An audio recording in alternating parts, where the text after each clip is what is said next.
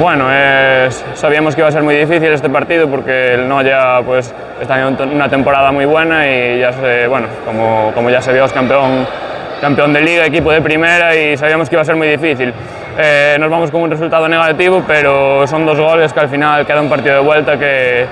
tenemos que afrontarlo como tal e intentar darle la vuelta a la situación. Sí, es cierto que creo que ellos pues,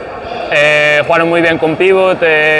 con Bruno conectan muy bien y entran, y ahí en la primera parte creo que nos mantuvimos mucho mejor que en la segunda, que bueno, también es eso, se volvió el partido un poquito más loco, hubo más contras y creo que no nos benefició. Sí, con la gente de Burela esperamos que nos ayude, porque al final son 2 goles de